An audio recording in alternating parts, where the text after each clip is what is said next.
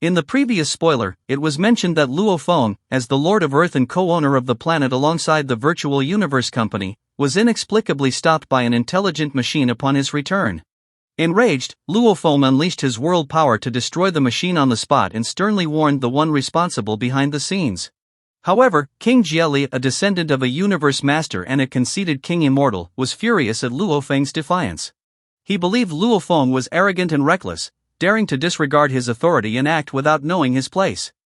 Even though his peers advised him to let it go and reminding him that anyone capable of passing the World Master's heavenly mountain was almost destined to become a universe venerable and therefore deserved respect, King Jieli still refused to accept it. He firmly believed that with his own strength, he could completely overwhelm Luo Feng. He even complained that the huge Axe Dojo had not acted decisively enough. If Luo Feng had been eliminated earlier and the ownership of Earth seized, how could such a beautiful planet have fallen into the hands of the natives? As the strongest immortal present, the King Ancestor Emperor, a peak King Immortal, immediately spoke out to reprimand him. After all, the higher authorities had already issued a strict order forbidding any provocation of Luo Feng. When King Fengchen learned of King Jieli's behavior, he personally came to warn him. In his view, even though they were descendants of universe masters, they were but marginalized branches of their great lineages, otherwise, they wouldn't have been assigned to guard a group of civilians. Luo Feng, on the other hand, was the direct disciple of the primal Chaos City leader, someone they could never afford to offend. Yet in King Jieli's eyes, King Fengchen was merely siding with a fellow member of the Virtual Universe Company. He stubbornly refused to believe that a low-born native could ever truly ascend to the level of a universe venerable. After nearly 10,000 years apart, Luo Feng's family was overjoyed to welcome him home. During their warm reunion, Luo Feng quickly noticed a hint of displeasure in his son Luo Hai's expression. In fact, Luo Feng's two sons were very different in temperament. Luo Ping was steady and pragmatic, often assisting Su Xian in managing the family and the business, while Luo Hai, inspired by his father, admired martial cultivation and loved adventure, spending most of his time exploring the universe. With his exceptional resources and considerable talent, Luo Hai had already reached the World Master level. To ensure his safety during his adventures, Su Xian even provided him with an immortal plant lifeform as protection. As long as Luo Hai avoided high-risk secret realms, he was in little danger. Moreover, given Luo Feng's exalted status in the Qianwu universe country, almost no power dared harbor ill intent toward his family. Luo Hai thus lived a carefree yet eventful life. However, among the strong ones of humanity's five great powers, and especially among the descendants of universe masters, arrogance was second nature. They considered themselves noble and superior, showing no respect to the Luo family. Having always been treated with courtesy, Luo Hai could not tolerate such humiliation. His anger was plain to see. When Luo Feng pressed him for details, he finally revealed that King Jieli had deliberately detained him upon his return to Earth, claiming it was a misunderstanding only after humiliating him and then releasing him. As a result, since no actual casualties had occurred, the five great powers naturally had no reason to intervene. Especially during the 6,000 years of Luo Feng's absence, the situation had worsened dramatically. Even alien immigrants had begun openly disregarding regulations, crossing boundaries to bully Earth's native inhabitants. The weak Earthlings didn't dare resist, while those alien settlers could easily excuse their actions as mere jokes or attempts to make friends, evading all punishment. Compared to the life and death trials Luo Feng had faced in the wider universe, the humiliation endured by the Luo family seemed trivial to Su Xian and Luo Ping. They chose to remain silent, fearing that telling Luo Feng would distract him and disrupt his cultivation. Had Luo Hai not spoken up, Luo Feng would never have known that Earth's natives had long been suffering under oppression, and that the so-called treaty protecting them had long since become an empty formality. When Luo Feng's face darkened with fury, Su Xian tried her best to calm him down, urging restraint. In her eyes, and in Luo Ping's as well, since Luo Feng had passed the World Master level primordial heavenly mountain, the arrogance of the alien immigrants had already waned compared to before. As long as they endured until Luo Feng became a supreme powerhouse, those aliens would naturally no longer dare to act recklessly. But to Luo Feng, oppression was oppression, no matter how slight. There is absolutely no reason to tolerate it. Of course, Luo Feng was not a reckless man. Even though he could easily kill the King Immortals stationed in the solar system, that would only vent his anger, not solve the problem at its root. After all, even with his current might standing among the very top of the level of King Immortals, there were still countless beings capable of erasing him with ease. Furthermore, the temple stationed within the solar system possessed teleportation channels directly linked to the headquarters of the five great powers, through which universe venerables and even universe masters could descend at any time. Against such forces, Luo Feng was not yet able to contend. If he were to rashly drive out or massacre the alien immigrants, what awaited him would be merciless judgment and potentially, the total annihilation of Earth's civilization. Unless he planned to take the planet and hide it forever within the Star Tower, such an act would only bring disaster. After careful thought, Luo Feng decided to seek help from the Primal Chaos City leader, leveraging his authority to intervene. To his surprise, the city leader agreed without the slightest hesitation. In his eyes, Luo Feng had faced countless perils on the extraterritorial battlefield without ever asking for aid, yet now, for the sake of his home and family, he finally did. A man so loyal and deeply bound by emotion was worth the tribe's full protection, for once treated with sincerity, he would surely repay his people with everything he had. Moreover, given that Luo Feng could easily slay ordinary Limit King immortals and only barely lose to someone like the King's Seven Swords, his standing in the Primal Chaos City leader's heart had risen immensely. Soon, an order was issued to the administrators of both the alien settlers and Earth's native inhabitants, strictly forbidding either side from crossing into the other's territory. Any violators would face death. King Jieli received the command with resentment, believing the decree unfairly favored Earth's natives. Though it appeared balanced, it clearly targeted the alien settlers. After all, Earthlings would never dare provoke them.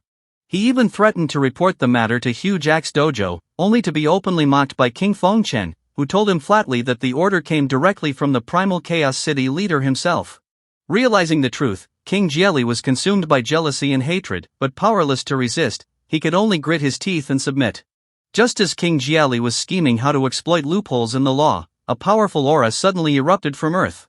A massive thousand-vine star-eating grass shot skyward, its overwhelming presence spreading terror among the station guards and alien settlers alike. After all, as a plant-type lifeform, even one at the peak King Immortal level, its immense size and defensive power were enough to suppress, if not completely crush, most human Limit King Immortals. At the same time, Luo Feng released the star-eating grass and used his world power to shake heaven and earth, declaring the Virtual Universe Company's decree where anyone who violates this order will be executed on the spot by the star-eating grass. The long-oppressed native Earthlings, who had lived in constant fear, were overjoyed upon hearing the news, while the alien immigrants were filled with fury. Many demanded an explanation, especially after witnessing the terrifying plant capable of ending their lives with ease. Though King Jieli dared not defy the order issued by the Primal Chaos City leader, he was still furious at Luo Feng's actions and demanded that he withdraw the star-eating grass immediately. Luo Feng ignored him entirely, offering only a brief nod to the other enforcers before turning to leave. Watching the scene, King Feng Chen couldn't resist a few cutting remarks, warning King Jieli not to act rashly in anger lest he be strangled to death by the star-eating grass right where he stood. King Jieli was livid. He had always been envious that Luo Feng had managed to become a direct disciple of the Primal Chaos City leader, and now, seeing Luo Feng casually summon a thousand-vine star-eating grass, he was convinced that the city leader favored Luo Feng excessively. In his eyes, even if Luo Feng had passed the primordial heavenly mountain, the rewards and points he earned should have been far from enough to cultivate such a powerful plant lifeform. What he could never have imagined was that the Luo Feng before him was none other than the terrifying King Blade River. And the King Blade River's wealth rivaled or even surpassed that of many weaker universe venerables. Despite the strict decree, a few arrogant alien settlers still believed Luo Feng wouldn't dare truly harm them. Defying the law, they crossed into restricted territory, only to meet an end too gruesome to describe. Their deaths served as a living example, a warning to all. From that day onward, no alien immigrant dared to overstep again or oppress Earth's natives. After reuniting with his family for a month, Luo Feng left Earth once more, setting out to explore another universe secret realm. To ensure his family's safety, he stationed the star-eating grass on Earth as a visible deterrent, while secretly assigning a sole slave at the Limit King Immortal level to remain in constant watch. He also left several backup measures in Su Xian's care before departing with peace of mind. Before heading to another universe secret realm in search of the next metal plate, Luo Feng decided to make a detour to a different universe country to avenge his teacher, Hu Yanba. Of course, before making his move, he first needed to gather every detail about the King Devil Hand. Though the King Devil Hand had taken billions of years to reach the King Immortal level and, after tens of thousands more years, was unlikely to have advanced much further, Luo Feng preferred to act with full certainty. After all, no one could guarantee the man hadn't stumbled upon some great opportunity that dramatically boosted his strength. To strike rashly and end up being counter-killed, wouldn't that be the greatest humiliation imaginable? According to intelligence from the Virtual Universe Company, Luo Feng learned of the King Devilhand's current hiding place and confirmed that his realm was still at the lower stage of King Immortal level, making it almost effortless to kill him. The only complication was that the King Devilhand resided in another universe country. Even if Luo Feng was to spend hundreds of years, it would be impossible to traverse the vast expanse of space and fully survey the entire universe country, especially since vast distances separated the universe countries. Fortunately, among Luo Feng's many soul slaves was a human known as King Tianjin. As a soul master, he himself commanded several immortal army lords and even marquee immortal soul slaves, which allowed Luo Feng to make use of their God Kingdom teleportation networks to move freely between universe countries. Even so, it still took Luo Feng nearly half a month of navigating through the dark universe before reaching the target planet, an experience that reminded him just how truly boundless the universe was. Ever since obtaining the Heart of Evolution, Babata had become a true life form.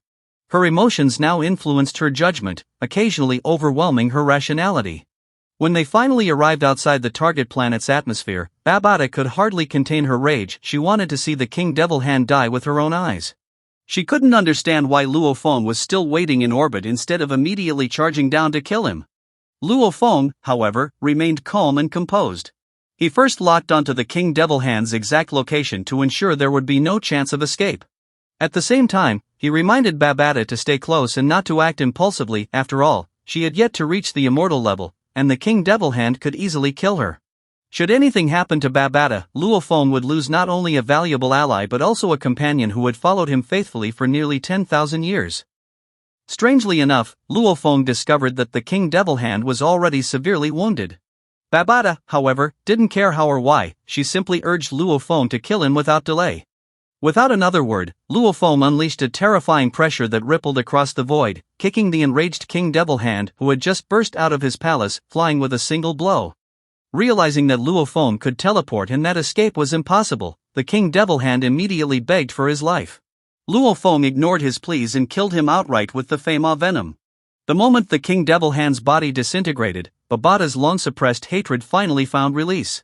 Yet, unbeknownst to Luo Feng, the King Devilhand had not truly perished. The truth was that ever since the Pinnacle Genius battle, he had already suspected that Luo Feng had some connection to Huyanba. After the battle, Luo Feng was either in Primal Chaos City or deep within Universe Secret Realms, leaving the King Devilhand with no opportunity to strike and eliminate him. Later, when Luo Feng returned to the Qianwu Universe country as a supervisory envoy and even used the Yun-Mo spaceship once owned by Huyanba, the King Devilhand's suspicions were confirmed where Luo Feng and Huyanba were indeed related. The King Devilhand dared not gamble his life by trusting that Huyanba had truly left behind no enemies. After all, given Luo Feng's status, he could easily summon powerful figures capable of effortlessly slaying the King Devilhand. In the end, the King Devilhand chose to split his divine body, leaving behind a weak fragment with only 40% of his original power, reduced to the level of an immortal army lord, within the human territories, while the other fragment escaped to a remote, hidden location. Unlike clones, he not only had to endure the pain of splitting his divine body, but neither of the two bodies could restore themselves by absorbing precious heavenly and earthly materials, or cosmic energy. Only when one fragment was completely destroyed could the other gradually recover to its peak state.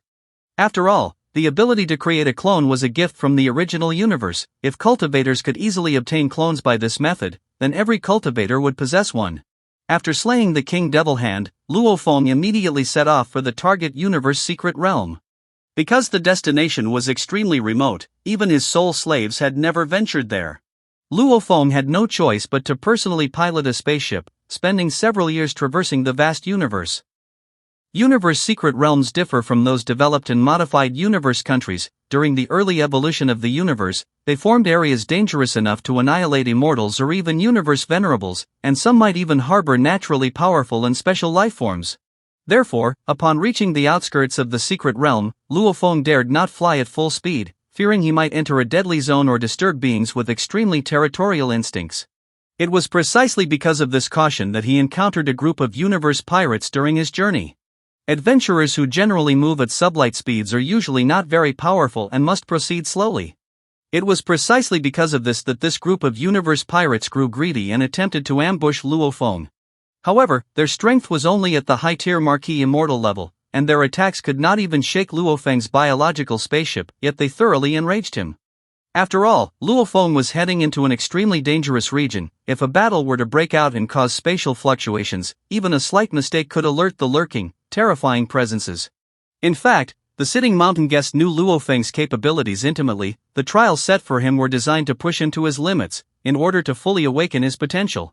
When the universe pirates realized that Luo Feng could teleport, they immediately sensed the vast disparity in strength and fled in panic into a frigid star river capable of threatening even a king immortal, all the while hurling verbal provocations in an attempt to lure Luo Feng into a trap, using the terrain to corner him and seize treasures. However, they had completely underestimated Luo Feng's insight and trump cards. Fully aware of the dangers of the Star River, Luo Feng remotely controlled the sealed stars via his star scroll to launch an attack. Even though the extreme cold of the Star River weakened his world power, it was still more than enough to effortlessly annihilate the universe pirates. After all, the Star Scroll was an Arcana-grade spiritual weapon. Combined with Fema Venom, a single strike utterly destroyed the universe pirates. After eliminating his enemies, Luo Feng stored away his spaceship and continued forward by flying himself. After all, his body size was far smaller than the spaceship, and coupled with his mastery of space through Shi Wu wings, the spatial fluctuations he generated were smaller and far more concealed.